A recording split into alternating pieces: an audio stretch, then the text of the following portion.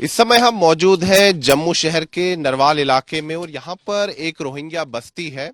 यहाँ पर रोहिंग्या मुसलमान कई वर्षों से रह रहे हैं और हम अब ये हाल ही में अगर देखें तो पिछले 2 दिन से लगातार जो रोहिंग्या अवैध तौर पर यहाँ रह रहे हैं जम्मू कश्मीर में, उनके ऊपर शिकंजा कसा जा रहा है।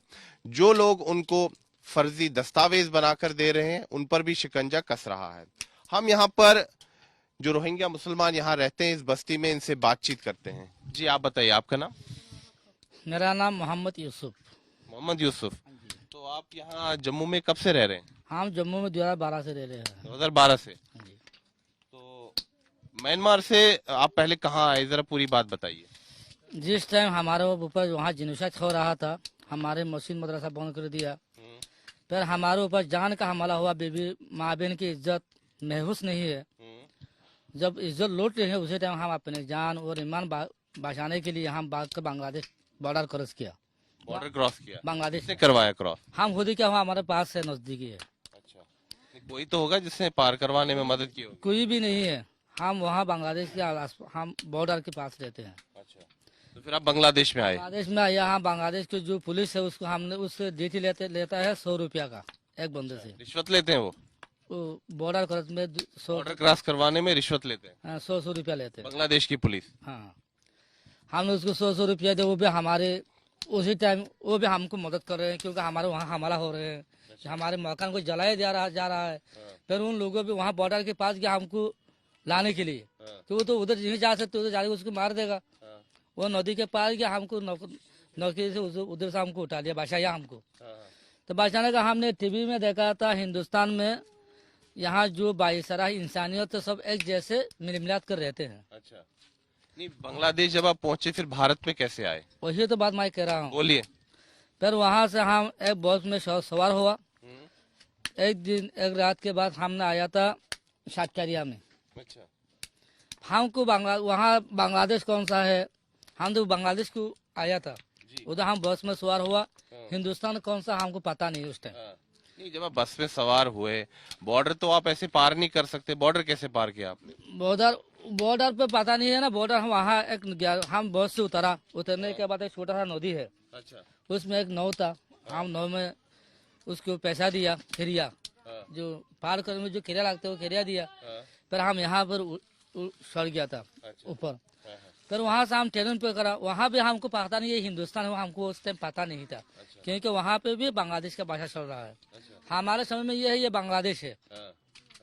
जब हम वहाँ से ट्रेन पकड़ा, ट्रेन के ऊपर हम थे 3 दिन के बाद, 2 दिन 3 रात के बाद फिर ट्रेन यहाँ आकर रुका। नहीं मुझे एक चीज बताइए, आप जब बॉर्डर क्रॉस किया आपने, आप पश्चिम बंगाल पहुंचे, तो जम्मू कश्मीर को ही क्यों चुना आपने? मेरे बात तो सुनो पूरी तरह। हमको जम्मू कश्मीर कुछ पता नहीं है। नहीं किसी ने तो बोला होगा जम्मू पहुंचो। किसी ने नहीं बताया। आप कह रहे हैं 2 दिन और 3 रात भर हम ट्रेन जो चलते रहे, हम ट्रेन हमारे मंजिल तो नहीं है। हम कहाँ जाना है हमारे मंदिर का कुछ पता नहीं है। हम ट्रेन पर सवार थी। ट्रेन 3 दिन 2 रात के बाद यहाँ को रोका था। हम ट्रेन पर बैठा रहा, ठीक है, हम उतरा नहीं। तो फिर यहाँ पर वहाँ से लोगों ने बोला था, भाई तुम कहाँ जाने वाला है? हमने कहा था हमारा मंदिर हमको पता नहीं है, हम कहाँ जाना है, हमको जाना है हिंदुस्तान में।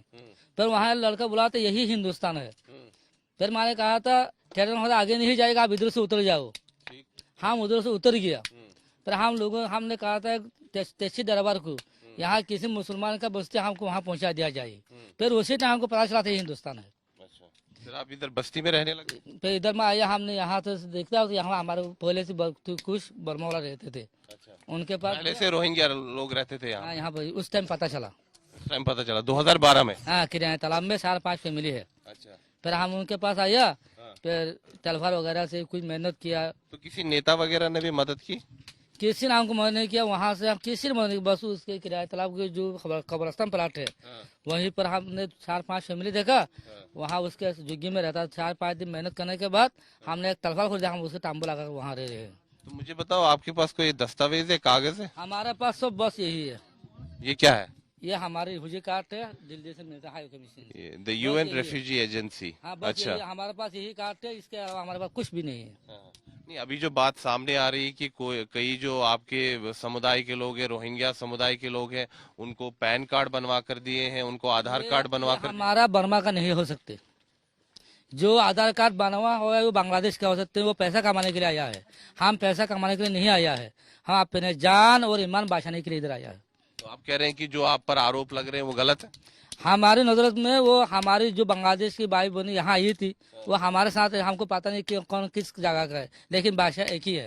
अच्छा। हमारी जैसे आपका यहाँ जम्मू में जो आसपास से कश्मीर का जो पाकिस्तान वगैरह तो आपको भाषा एक हो सकता है बॉर्डर का। तो मेरे मतलब यह है हमारी बात बांग्लादेश की जो भाषा हमारी भाषा एक जैसा है। तो आप क्या काम करते हैं यहाँ पे? हम यहाँ को बच्चों को दरगाह में पढ़ाते हैं। अच्छा, मदरसा में पढ़ाते हैं? हाँ, मकातब बनाए हमने यहाँ पर। मकातब में छोटे छोटे बच्चों को पढ़ाते हैं। अच्छा। फिर ये टाइम मिलते है कभी कभार अखरूट मजदूरी भी करते हैं? यहाँ मजदूरी यही है मेरा काम देते हैं लोग यहाँ पे? मेरा मजदूरी यही अखरूट तोड़ना है, अखरोट तोड़ना है? यही मेरा काम है। अच्छा, कितना कमाते हो दिन का? ये दिन में 200 150 इतना मिलते हैं। 150-250। अच्छा, कोई कभी आपके पास कोई व्यक्ति आया बोला कि मैं आधार कार्ड बनवा दूंगा, आपका पैन कार्ड बनवा दूंगा? नहीं आया। तो अभी जो मामले सामने आए, जो मामा सामने है जनाब, कुछ लोग गलत भी हो सकते हैं। कुछ लोग गलत हैं। कुछ लोग भी जिन लोगों को जिनसत हुआ, जिनको अपना वतन का प्यारा है, जिन लोगों को अपना वतन प्यारा है वो लोग कोई कभी गलत काम नहीं करेगा। लेकिन कुछ लोग गलत भी हो सकते हैं। कुछ लोग गलत भी हो जाते हैं क्योंकि हाथ में 5 अंगुलियां एक जैसा नहीं है। ठीक है, लेकिन जो गलत लोग हैं उन पर अगर कार्रवाई होगी वो सही कार्रवाई? वो सही मेरे ख्याल से उनको सही जितना यहाँ के दायरा में जितना एक्शन है उतना एक्शन उनको लेना चाहिए। देखिए, हमने यहाँ पर इस व्यक्ति से बात की। इनका नाम मोहम्मद यूसुफ है। ये म्यांमार के रहने वाले हैं और इनके पास ये दस्तावेज है जो कि संयुक्त राष्ट्र की जो शरणार्थियों की एक एजेंसी है उसके द्वारा दिया गया है। UNHCR, United Nations refugee agency ये कह रहे हैं, उनकी तरफ से इनको ये कार्ड मिला है और इसके आधार पर ये यहाँ पर रह सकते हैं। दरअसल जो ये क्रैकडाउन हो रहा है रोहिंग्याज पर और साथ में बांग्लादेशियों पर भी, क्योंकि कुल मिलाकर अभी तक जो जानकारी आ रही है कि 4 जिलों में जो अवैध तौर पर रोहिंग्या रह रहे हैं उन पर शिकंजा कसा जा रहा है। किश्तवाड़ जिले में, पुंछ जिले में, जम्मू जिले में और साथ ही में डोडा जिले में। डोडा में बांग्लादेशियों को भी वहां पर जो दस्तावेज बनाने में कुछ लोगों ने मदद की है। और न केवल जिन लोगों ने अवैध तौर पर अपने कागज हासिल किए हैं, भारतीय प्रमाण पत्र हासिल किए हैं, चाहे आधार कार्ड, पैन कार्ड, उनके खिलाफ तो शिकंजा कसी रहा है। और लेकिन साथ ही में जो लोग उनको मदद पहुंचा रहे हैं उनके खिलाफ भी कड़ी कार्रवाई की जा रही है, FIR दर्ज हो रहे हैं। और अगर हम देखें तो पुंछ जिले में एक रोहिंग्या है, वो वहां की एक स्थानीय महिला से शादी करता है और उसके जो ससुर हैं उसको वहां के कागज बनाने में मदद करते हैं, चाहे वो आधार हो, पैन हो। तो ये बात सामने आई है। और काफी समय से अगर हम देखें तो जम्मू संभाग में कई लोगों ने, कई समाज सेवियों ने, कई राजनीतिक पार्टियों ने ये मुद्दा बनाया है कि ये कहीं ना कहीं राष्ट्रीय सुरक्षा के लिए खतरा है। लेकिन हमने यहाँ पर रोहिंग्याओं से बात की, ये कह रहे हैं कि ये इसलिए यहाँ आए हैं क्योंकि इनको अपनी जान का खतरा है म्यांमार में, वहां पर ये रह नहीं सकते, वहां पर इनके खिलाफ जो है नरसंहार हुआ है और ये चाहते हैं कि यहाँ पर ये तब तक रहें जब तक वहां के हालात सुधर नहीं जाते हैं। तो यहाँ पर कई लोग कहते हैं कि रोहिंग्या जो है खतरा है, आप क्या कहेंगे उस चीज पर? हम कैसे खतरा हो सकते हैं जनाब? हम तो यहाँ आप लोगों का शुक्रगुजार, आपको रहने के लिए हमको यहाँ फना दिए हैं। हम आपका सरकार के जो यहाँ के हिंदू भाई है, मुसलमान, ईसाई, सब काम ताहे दिल से शुक्रिया अदा करते हैं। किसी के खिलाफ कोई साजिश नहीं करेंगे? किसी के खिलाफ कोई शिकायत नहीं है हमारे खिलाफ। हम इसको शुक्रगुजार है कि हमको यहाँ रहने के लिए दिया गया है। हम यहाँ इतना दिन से हम रिक्वेस्ट करते हैं जब तक हमारे म्यांमार का हालत ठीक नहीं होता हम तब तक यहाँ रहने दिया जाइए। जब हमारे म्यांमार का हालत ठीक हो जाए, जैसा आपका हिंदुस्तान जैसा हो जाएगी, हम खुद बहुत चले जाए, किसी को हमको बोलने की जरूरत नहीं है, हम अपना वतन चले जाएंगे। ठीक है, तो इन्होंने अपनी बात रखी और पुलिस भी कार्रवाई कर रही है। और जैसा कि इन्होंने कहा कि हो सकता है कई लोग गलत भी हों, गलत काम भी कर रहे हो और उनके खिलाफ अगर कार्रवाई हो रही है तो वो सही है।